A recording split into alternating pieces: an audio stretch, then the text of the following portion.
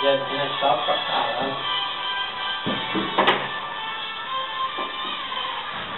Boa noite. Boa noite. Está começando mais um Jornal Político. No programa de hoje iremos falar um pouco mais sobre a vida de cada um dos principais candidatos à vice-presidência da República, sobre a Lei Ficha Limpa e a Lei de Responsabilidade Fiscal. Vamos agora com a reportagem de Pedro, com o deputado estadual João Leite, falando sobre a Lei Ficha Limpa e a Lei de Responsabilidade Fiscal.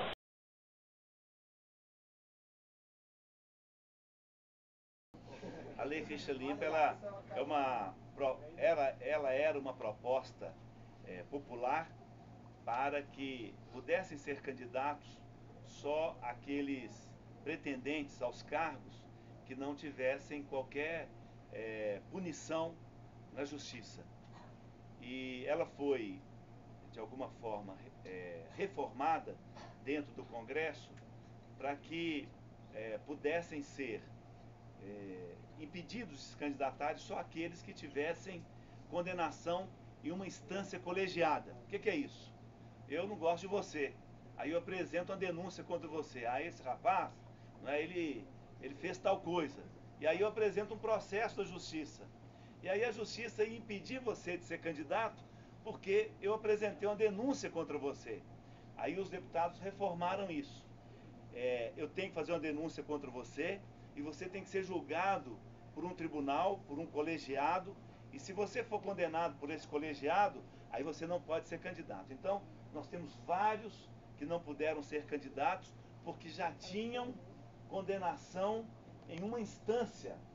E aí eles foram condenados naquela instância. Vocês viram que recentemente um vereador de Belo Horizonte não pôde ser candidato porque ele tinha sido... ele foi denunciado e aí ele foi condenado em primeira instância porque teria distribuído sopa para as pessoas por causa da sopa votaram nele. Então ele foi impedido de se candidatar. Então, ficha limpa é importante, mas sempre com esse cuidado, porque às vezes o político, as pessoas têm adversários.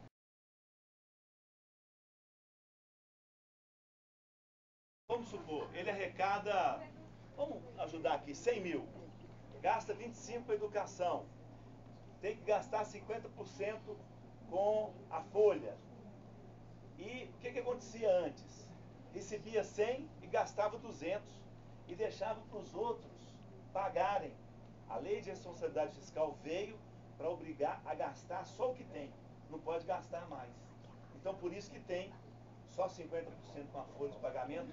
O que acontecia antes? Chegava agora a época de eleição. Aí o que o prefeito, o governador, o presidente fazia? Dava emprego para todo mundo. Aí jogava o gasto com a folha para 90%. E as outras áreas ficavam sem dinheiro. Então a Lei de Responsabilidade Fiscal veio para obrigar o gestor a gastar só aquele teto. Ele não pode gastar mais.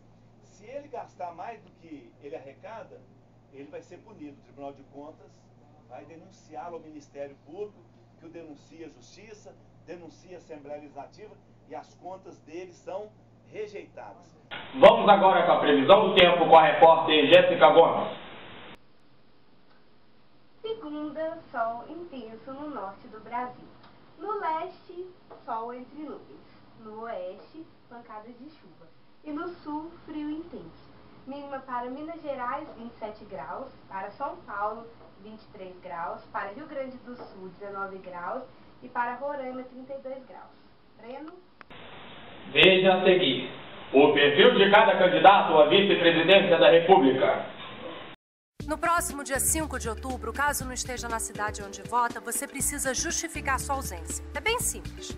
Basta levar seu título de eleitor ou um documento oficial com foto para uma sessão eleitoral e preencher o requerimento de justificativo. Não se esqueça de levar o número do seu título de eleitor. Mas antes de justificar seu voto, faça um último esforço para ir até seu domicílio eleitoral e votar.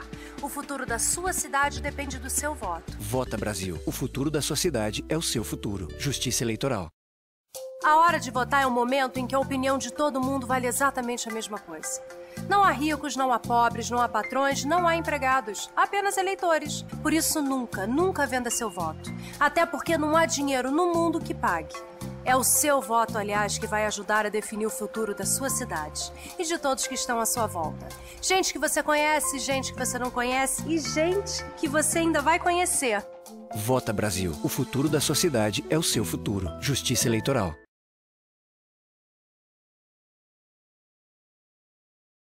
Iremos falar um pouco sobre o que é a vice-presidência e seus respectivos candidatos. O vice-presidente tem a função de substituir o presidente no caso de viagem ao exterior, renúncia à morte ou deposição do cargo por processo de impeachment.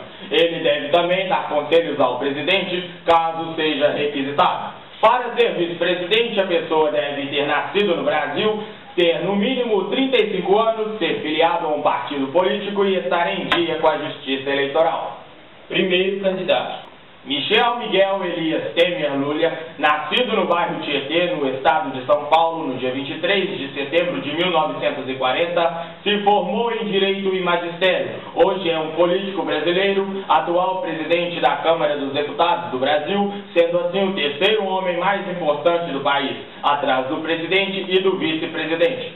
Vamos agora com o segundo candidato. Antônio Pedro de Siqueira Índio da Costa. Nascido no Rio de Janeiro, no dia 20 de outubro de 1970, formado em Direito pela Universidade Cândido Mendes e pós-graduado pela Universidade Federal do Rio de Janeiro, e político brasileiro filiado ao Democrata.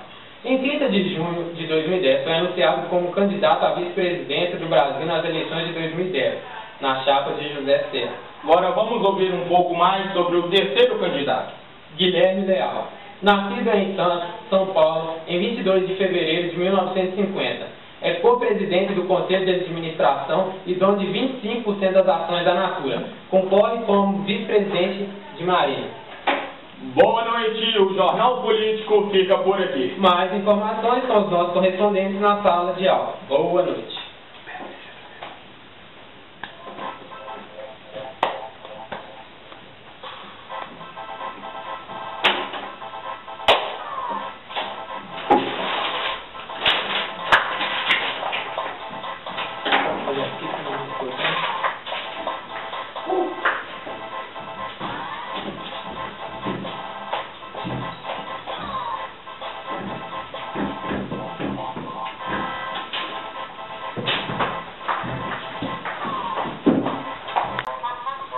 Peraí, tem que tirar esse banco aqui, ó.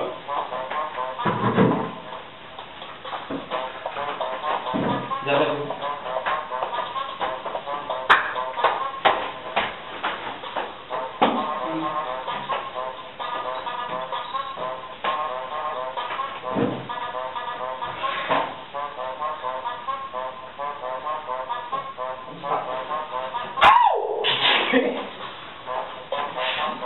Deixa eu falar.